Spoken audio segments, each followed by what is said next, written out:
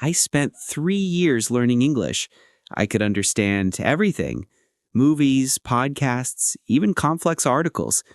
But when someone asked me a simple question, my mind went blank. The words just disappeared. Does this sound familiar? Here's something that completely changed how I think about fluency. Picture an empty cup in your mind right now. Now imagine adding water to it, one tiny drop at a time. One drop, then another, and another. At first, you see nothing happening. The cup looks almost empty. You might even think, is this even working? But here's the magic. You keep adding drops, day after day, and suddenly, the cup fills up. And then one day, it overflows. Water pours out effortlessly. That's exactly how your brain learns to speak English. I used to think I was broken. I'd watch English videos for hours. I'd read books. I'd practice with apps. But when I opened my mouth to speak, nothing. Just awkward silence and half-finished sentences. So I did what any desperate person would do. I watched every YouTube video about speaking English. I mean, every single one. I spent months diving deep into the science behind language learning. I read research papers. I studied how babies learn to talk. I tested everything on myself. And I discovered something incredible, something most people teaching English don't tell you. After watching this video, you won't need to waste hours watching the same recycled advice over and over again, because I'm going to show you the real secret, a simple 2-step framework that actually works.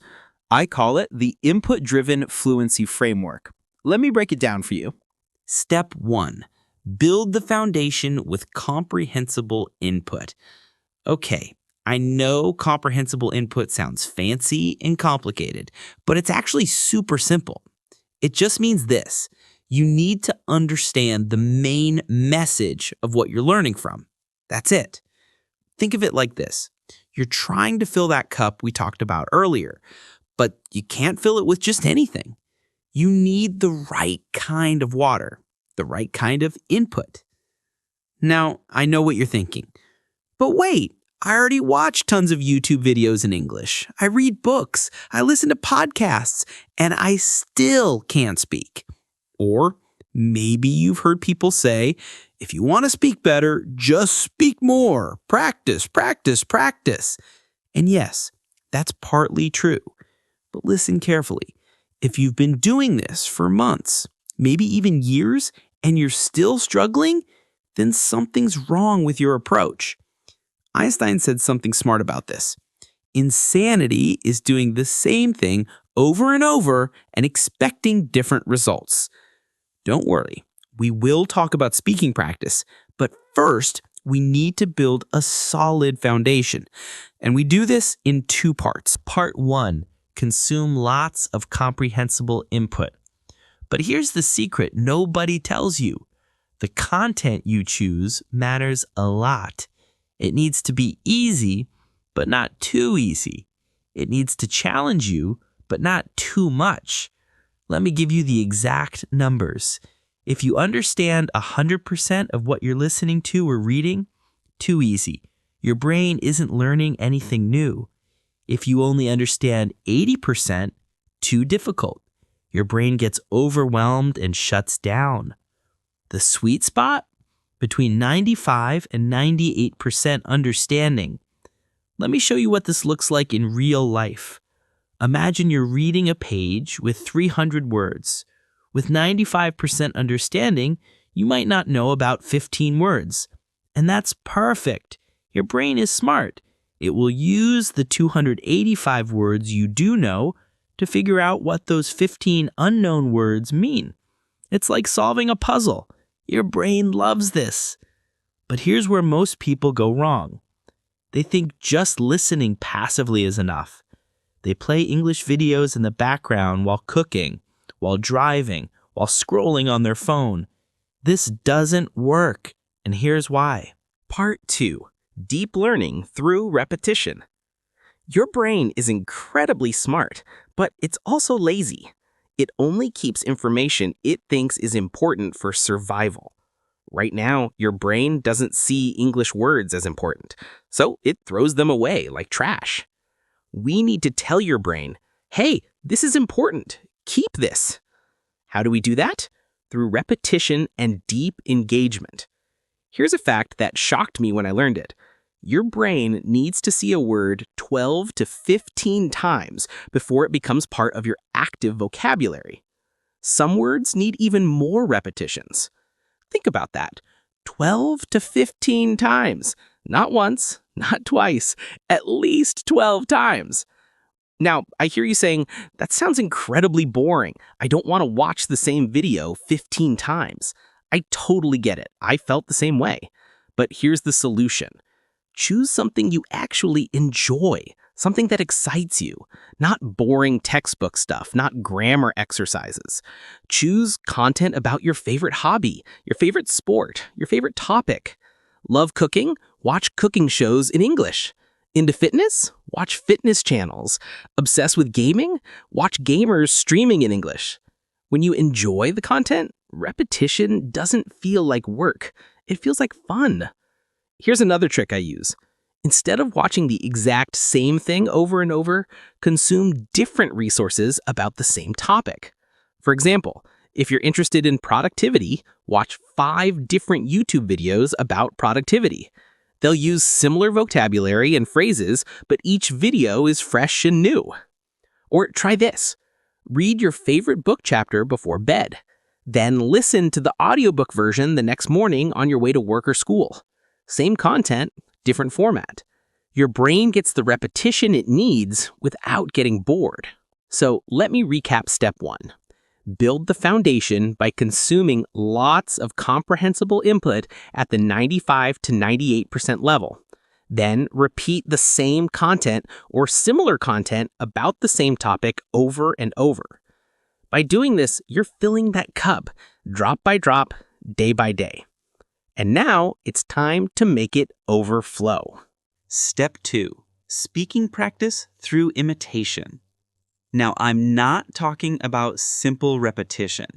I'm not talking about playing a video and repeating after the speaker word for word like a parrot. That's useful for pronunciation, sure, but I'm talking about something more powerful, something more advanced. Here's how it works. You listen to a conversation, a story, or a short video. You really focus on it. You understand it deeply. Then you retell it in your own words. Let me show you exactly what this looks like. Let's say you hear this sentence. I was told that the man I would be meeting with is very careful. You would retell it like this. I heard the person I'd be speaking with is very careful. See the difference? Same meaning, different words, your words. Another example. I believe we're alike in that way. You could say, I guess we are similar in this matter. One more. If you are who I think you are, you should give me another chance. You retell it. If you are the person I believe you are, I deserve one more chance. You should let me try again.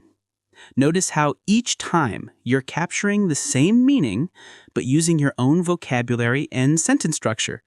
That's the power of this technique. Here's the complete process. First, listen to a short story or conversation. Really listen. Understand every part of it. Then, summarize it or retell it using your own words and expressions. You can speak it out loud. Even better, write it down first. Once you've written it, you can ask ChatGPT or any AI tool to check your mistakes. Learn from the corrections. Then read it out loud in front of a mirror. Or record yourself on your phone and watch it back. Yes, it feels weird at first, but it's incredibly powerful. Progressive training. Now, here's how to make this even more effective. Start small, then make it harder. I call this easy to hard practice. It's based on something called progressive training. Athletes use this all the time. You start with something easy, maybe a 30-second clip. Retell that. Once that feels comfortable, move to a 1-minute clip. then 2 minutes, then 5 minutes. You're gradually increasing the difficulty, forcing your brain to get better and stronger. Studies have proven this kind of training is extremely effective for skill development. So why is this technique so powerful? Why does it work when other methods fail? First, you're listening to correct English and modeling it, so you naturally learn how to build sentences the right way. You're not guessing, you're following a proven pattern. Second, you pick up idioms, expressions, and natural phrases that real people actually use in everyday conversations. Not textbook English, real English. Third, and this is my favorite part, your brain learns grammar automatically.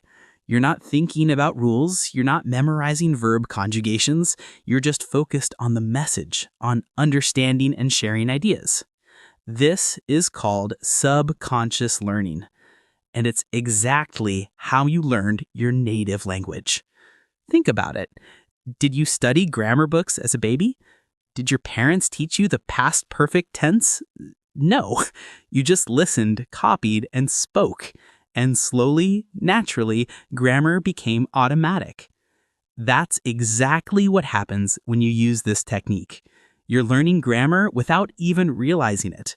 And honestly, this is the most natural and effective way to learn any language. Okay, let me remind you of the 2 steps one more time.